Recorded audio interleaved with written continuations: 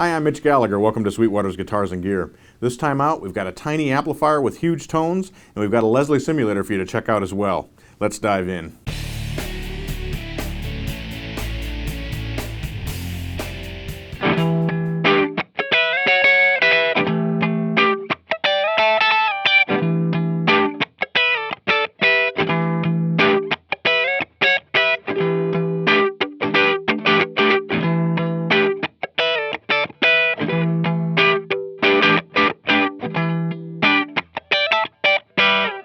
The Orange Micro Terror is an incredibly small amplifier that weighs almost nothing, yet it puts out 20 watts of power and it also puts out some incredibly big tones.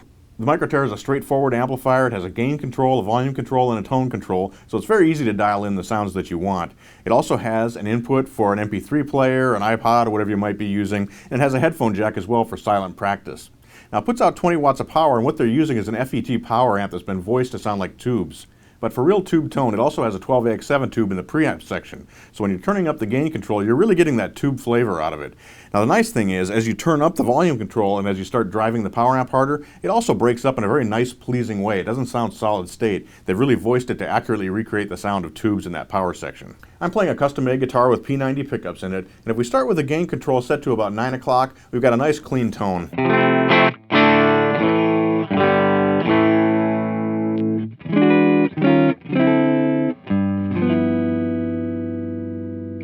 I've got the tone control set about straight up. If we turn that up, it'll get more sparkly. And of course, we can make it darker too if you want more of a jazz tone.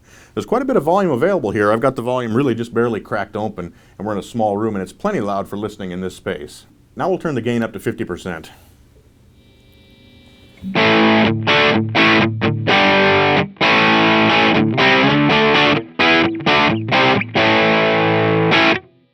At this gain setting, we've got a nice punchy tone. It's really getting crunchy. It's starting to break up nicely around the edges. A lot of drive there that really projects out of the speaker. Let's turn the gain control up to 75%.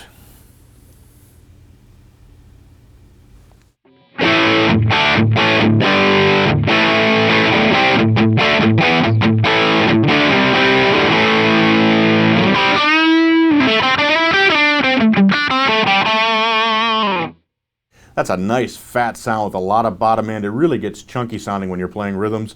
A lot of nice overdrive there, but we aren't getting too fuzzy. It's still a crunchy sound with a lot of punch. Now let's wick the gain all the way up.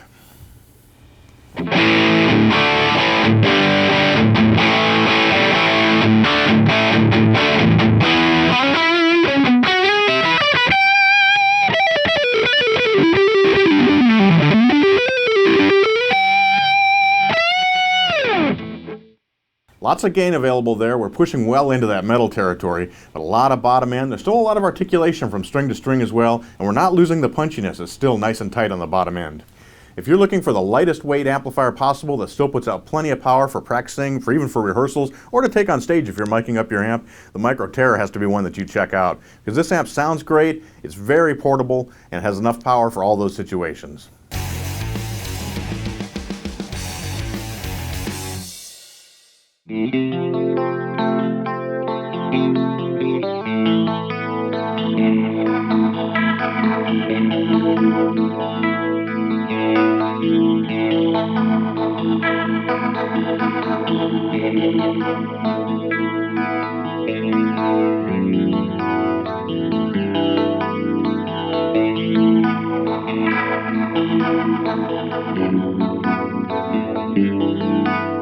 This is the Neo Instruments Ventilator, a simulator that recreates the sound of the Leslie 122 rotary speaker.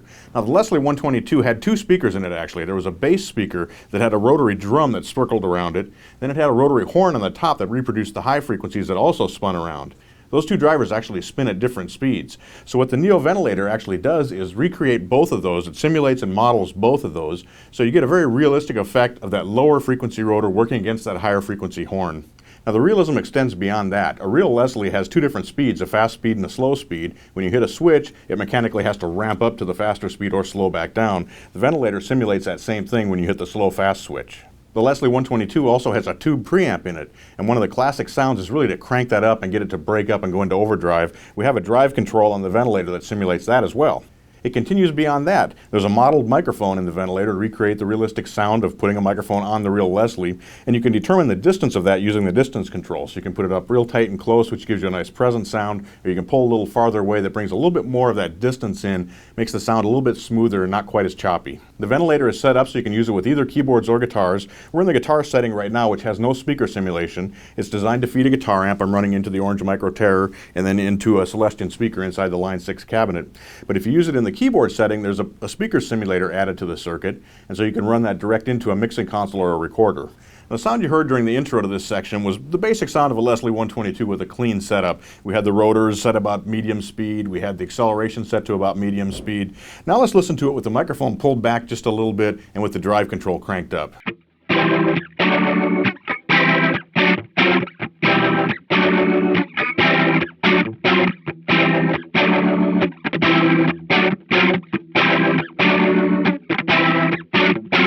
The ventilator is a mono input device, but it has stereo outputs, or you can run it mono. I'm running it mono into a single guitar amp here. If you run it stereo, you get that additional width out of the sound. It also has a balance control, so you control the balance of the lower rotor versus the upper horn, so you can really blend that. It almost works like an equalizer. You can get more of the low frequencies or more of the high frequencies. So a very versatile pedal that very realistically recreates the sound of a Leslie 122 cabinet. Thanks for joining me for this episode of Sweetwater's Guitars and Gear. Be sure to tune in next time. We'll have more guitars, amps, and pedals, and we'll be making lots of music. I'm Mitch Gallagher.